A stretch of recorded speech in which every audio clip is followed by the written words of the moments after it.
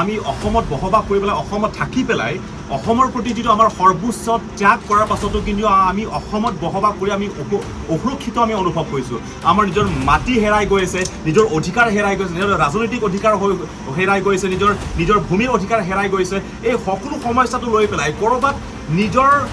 আমি একত্ৰিত হৈ পেলাই যদি মাত নামাতোঁ এক হৈ পেলাই যদি আমি থিয় নিদিওঁ জনজাতীয় লোক হিচাপে ট্ৰাইবেল হিচাপে তেনেহ'লে আমি এই অসমত বসবাস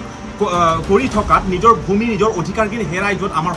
বেছি সময় নালাগিব সেইকাৰণে আমি এটা সিদ্ধান্ত লৈছোঁ হয় আজি আমি উপস্থিত আছোঁ জাগিৰত হিন্দীখনত ইয়াত টাউনশ্বিপৰ পৰিকল্পনা ইয়াত চলি আছে এই কিছু বিষয় লৈ পেলাই আমি আলোচনা কৰিছোঁ আৰু এইখিনি মঞ্চতেই আমি এটা কথা সিদ্ধান্ত লৈছোঁ যে অসমত বসবাস কৰি যিটো আমি সৰ্বোচ্চ ত্যাগ কৰাৰ পিছতো চৰকাৰে আজি জনগোষ্ঠীয় বা জনজাতিক কোনো এটা গুৰুত্ব দিয়া নাই আমাৰ সমস্যা কেতিয়াও আমাৰ সমস্যা হিচাপে ল'ব বিচৰা নাই আমাৰ অধিকাৰ নিজৰ ভূমিৰ অধিকাৰ কেনেকৈ যে আমি হেৰাই গৈ আছোঁ কেনেকৈ নিজৰ ৰাজনৈতিক কেনেকৈ যে আমাৰ অস্তিত্বখিনি নাইকিয়া হৈ আছে এই কিছু কথা অসমৰ অসমীয়া বা অসম চৰকাৰ কোনো পাৰ্টীৰ চৰকাৰ নহওক কিয় আজিলৈকে এইবোৰ কথা তেওঁলোকে গুৰুত্ব দিব বিচৰা নাই বা আমাৰ সুৰক্ষাৰ আমাৰ সমস্যাৰ কথা কেতিয়াও তেওঁলোকে চিন্তা কৰিব বিচৰা নাই সেইকাৰণে আমি এটা কথা আমি সিদ্ধান্ত লৈছোঁ আজি জাগিৰোডত আমি সিদ্ধান্ত লৈছোঁ যে আজিৰ পৰা তিৱাসকলৰ সমস্যা মাত্ৰ তিৱাসকলৰ সমস্যা নহ'ব গোটেই জনজাতীয় লোকসকলৰ সমস্যা হ'ব কাৰ্বিসকলৰ সমস্যা মাত্ৰ কাৰ্বিসকলৰ সমস্যা নহ'ব অসমত বসবাস কৰা প্ৰত্যেকজন জনজাতীয় লোকসকলৰ সমস্যা হ'ব আজি ডিউৰি মিচিং ৰাভা বড়ো গাৰো সকলো সমস্যা প্ৰত্যেকজন জনজাতীয় লোকসকলৰ সমস্যা হ'ব আমি পৃথককৈ আমি ক্ষুদ্ৰ হৈ থকাত আমি একত্ৰিত হৈ পেলাই আমি ঐক্যবদ্ধ হৈ পেলাই আমি মাত নাপাতাৰ কাৰণে আজি চৰকাৰে আমাক ললিপপ খুৱাই পেলাই আমাক নচুৱাই আছে আমাক চৰকাৰে আজি নিজৰ ভূমিখিনি ল'ব চেষ্টা কৰিছে উচ্ছেদ কৰিব চেষ্টা কৰি আছে আমাৰ অধিকাৰখিনি ল'ব গৈ আছে এই বস্তু আমি আজিৰ পৰা আমি সহ্য নকৰোঁ আৰু অসমত বসবাস কৰা প্ৰত্যেকজন জনজাতীয় জনগোষ্ঠীৰ লোকসকল আজিৰ পৰা আমি এক হৈ পেলাই আমি মাত মাতিব গৈ আছোঁ আৰু এই মঞ্চখিনি আমি কোনো এটা সংগঠনক আমি প্ৰত্যাহ্বান বা চেলেঞ্জ কৰা বা আমি বেয়া পোৱা সমালোচনা কৰা সেইটো নহয় আমাৰ কথাটো হৈছে আমি জনজাতীয় লোক হিচাপে যিসকল কৰিছে কিন্তু যিসকল কৰিব নোৱাৰাত কিন্তু আমাৰ ফালৰ পৰা যিটো আমাৰ যুৱ সমাজৰ যিটো চিন্তা চৰ্চা চিন্তা ধাৰণা নতুন চিন্তা ধাৰণাৰে আমি এটা প্ৰিলিমিনাৰী এটা আমি সমিতিখিনি গঠন কৰিছোঁ সেইটো হৈছে United tribal coordination front of Assam অৰ্থাৎ UTCFA সংযুক্ত জনজাতীয় সমন্বয়ৰক্ষী মঞ্চ অসম এই এটা প্লেটফৰ্ম এটা মঞ্চখিনি আমি তৈয়াৰ কৰিছোঁ এই মঞ্চৰ যোগেদি অসমত বিভিন্ন প্ৰান্তত য'ত বসবাস কৰক য'ত চুকে কোণে য'ত জনজাতীয় লোকসকল বসবাস কৰে জনজাতীয় লোকসকলৰ প্ৰতি কোনো এটা যদি তেনেকুৱা দুৰ্ব্যৱহাৰ বা কোনো এটা সুৰক্ষাৰ ক্ষেত্ৰত হওক বা অধিকাৰ ক্ষেত্ৰত হওক ক'ৰবাত যদি অসম চৰকাৰে এই সমদৃষ্টি নথকা দমন কৰা কোনোবাক আঙুলিয়াই দেখা এইখিনি ক্ষেত্ৰত আমি কেতিয়াও আমি শান্ত হৈ পেলাই আমি বহি নাথাকিম ৰাজনৈতিক ক্ষেত্ৰতে হওক বা মাটিৰ ক্ষেত্ৰত হওক বা ভূমিৰ ক্ষেত্ৰত হওক বা অধিকাৰ ক্ষেত্ৰত নিজৰ সত্তাৰ অধিকাৰ ক্ষেত্ৰত আমি সকলো জনজাতি লোকসকল আমি এক হৈ পেলাই মাত মাতিব গৈ আছোঁ আৰু আমি সাজু আছোঁ আৰু অসমৰ অসমীয়াই আৰু অসম চৰকাৰ কোনো এটা পাৰ্টীৰ চৰকাৰ নহওক কিয় এইখিনি ক্ষেত্ৰত তেওঁলোকে গুৰুত্ব দিব আৰু অসমৰ অসমীয়াসকলে যে আমাৰ প্ৰতি সমৰ্থন থাকিব বুলি সেইটো আমি আশা কৰিছোঁ all the people of Assam আজি আমি মৰিগাঁও ডিষ্ট্ৰিক্ট জাগিৰোডত আমি এটা পবিত্ৰ হাউচত এইটো দেখাচাম সমাধি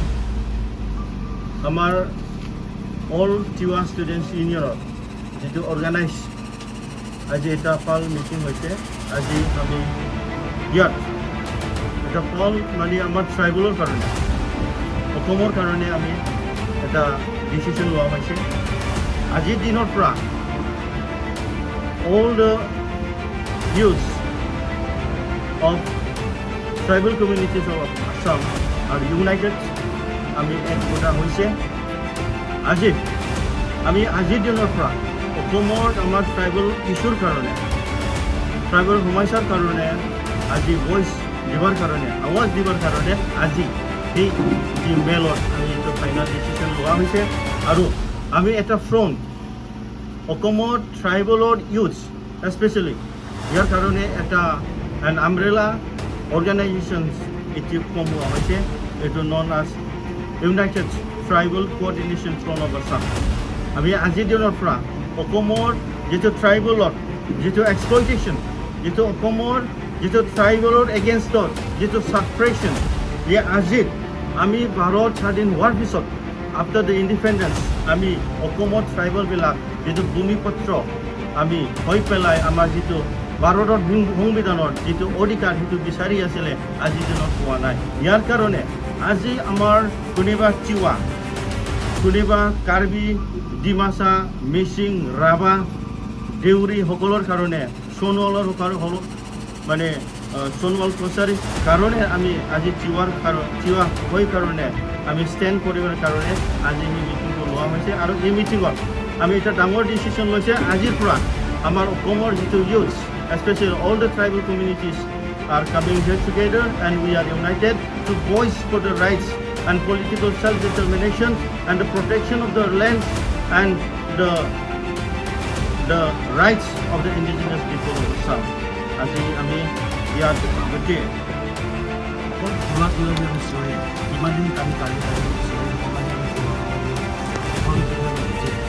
এবাৰ আমি ঐক্যবদ্ধ হৈছোঁ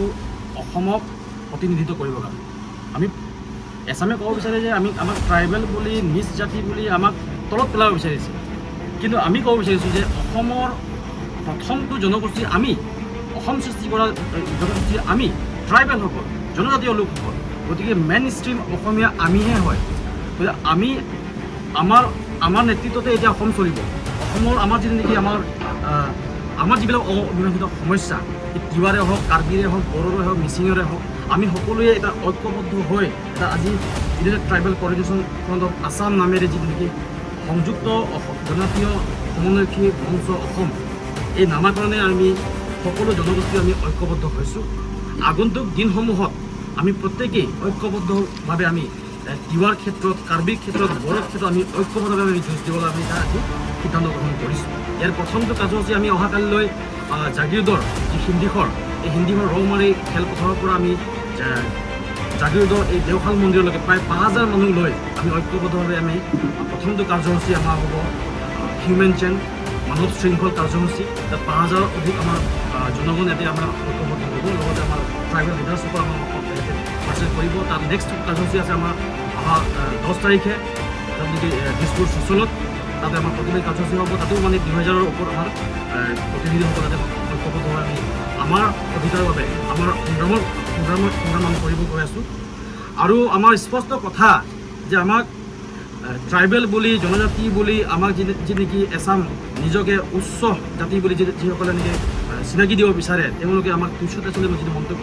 কৰিছে, আমি প্ৰত্যেকটো মুহূৰ্তত আমি তেওঁলোকৰ চোকাত দৃষ্টি ৰাখিম। আৰু তেওঁলোকক আমি সক্ৰিয় দিব বিচাৰিছোঁ যে কোনো কাৰণতে আমাৰ এই ট্ৰাইবেলসকলক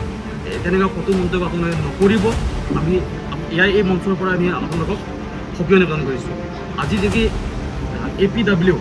APWৰ যি নেকি অভিত শৰ্মা, তেখেতে কি কৰিছে, অসমৰ বিধানসভাৰ যিটো নেকি অধ্যক্ষ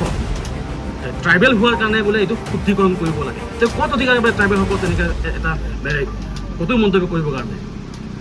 অসমৰ প্ৰাচীন জনগোষ্ঠী আমি ট্ৰাইবেলসকলে জংঘলত বসবাস কৰি এই আজি জনবসতি আমি বসবাস কৰিব পৰা আমাৰ এই পৰিস্থিতিত আমি আনাইছোঁ ট্ৰাইবেলসকলে। বাঘ, ভালুক, হাতী এইবোৰৰ লগত যুঁজ কৰি আজি অসমখন আজি শুৱনি কৰিছোঁ আমি ট্ৰাইবেলসকল। আমাৰ ভূমিতে কালিৰ পৰা অহা এই বহিৰাগত লোকসকলে আমাকেই ক'ব ট্ৰাইবেল মানুহ অধ্যক্ষ হোৱাৰ কাৰণে এইটো শুদ্ধিকৰণ কৰিব লাগে, তেওঁ ক'ত অধিকাৰ পালে? গতিকে এনেকুৱা ধৰণৰ এই অভিত শৰ্মা টাইপৰ মানুহৰ এগেইনষ্টত আমি প্ৰত্যেকটো মুহূৰ্তত আমি ফাইট দিবলৈ আমি সাজু আছোঁ। আৰু চৰকাৰক আমাৰ তেনেকৈ আমাৰ তিৱাৰ লগতে আমাৰ প্ৰতিবেশী যিমান খিলঞ্জীয়া জাতীয় জনগোষ্ঠী আমি যদি হিন্দীখত যদি নেকি আমি ভুগি আছোঁ, যি সমস্যা ভূমি সমস্যা, এই ভূমি সমস্যাৰ ক্ষেত্ৰত সমাধান যদি আমাক সোনকালে দিয়ে। আৰু ছেটেলাইট টাউনশ্বিপ, আমাৰ স্পষ্ট কথা, ছেটেলাইট টাউনশ্বিপ এবাৰ আমি কৈ আছোঁ যে আমি কৈছিলোঁ প্ৰথমতে তিৱা সাহিত্য পৰিষদত বসবাস কৰা তিৱাৰ লগতে প্ৰতিবেশী অন্যান্য খিলঞ্জীয়া জাতীয় জনগোষ্ঠী লগতে 17টা ট্ৰাইবেল বেলেঞ্চ ব্লকত যদি তিৱা সাহিত্য পৰিষদৰ অন্তৰ্গত 17টা ট্ৰাইবেল বেলেঞ্চ ব্লকত কোনো কাৰণে ছেটেলাইট টাউনশ্বিপ নহ'ব বুলি আমি দাবী উত্থাপন কৰি আহিছিলোঁ। কিন্তু এতিয়াৰ পৰা আমি কৈছোঁ যে আমি অকল 17টা ট্ৰাইবেল বেলেঞ্চ ব্লকেই নহয়, অসমৰ যি নেকি 45টা আমাৰ ট্ৰাইবেল বেলেঞ্চ ব্লক আছে, এই ট্ৰাইবেল বেলেঞ্চ ব্লকত কোনো কাৰণতে তেনেকুৱা জাতি ধ্বংসী এই প্ৰজেক্টবোৰ যাতে স্থাপন কৰিব নোৱাৰিব। আমি এতিয়া ঐক্যবদ্ধ হৈছোঁ আৰু আমাৰ ভূমিক কোনো কাৰণতে যাতে তেওঁলোক কাঢ়ি দিব নোৱাৰে। হিন্দীখনত এই ঐতিহাসিক ক্ষণত আমি সকলোৱে মিলিত হৈছোঁ। আমাৰ তিৱা ৰাজ্যৰ বুকুৰ এটি স্থান হয় আৰু বৰ্তমান অসমত সকলোৱে দেখা পাই আছে যে ইয়াত থকা তিৱা ৰাজ্যৰ নেতৃত্বত তিৱা জনগণৰ নেতৃত্বত বিভিন্ন সকলো ভাষা ধৰ্মৰ জনগণে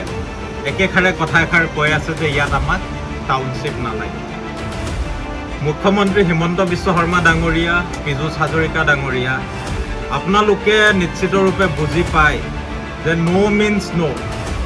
আমাৰ অধিকাৰ আছে ৰাইট টু চে নো। তাত যেতিয়া জনগণে ন কৈছে তাত বলপূৰ্বকভাৱে আপোনালোকে আমাৰ ওপৰত নলগা বস্তু জাপি দিবৰ কাৰণে আপোনালোকৰ অধিকাৰ নাই। আৰু এই ধৰণে হেঁচা প্ৰয়োগ কৰি এতিয়া আপোনালোকে আমাক সকলোকে বাধ্য কৰিছে আপোনালোকৰ বিৰুদ্ধে আন্দোলন গঢ় দিবৰ কাৰণে। আজি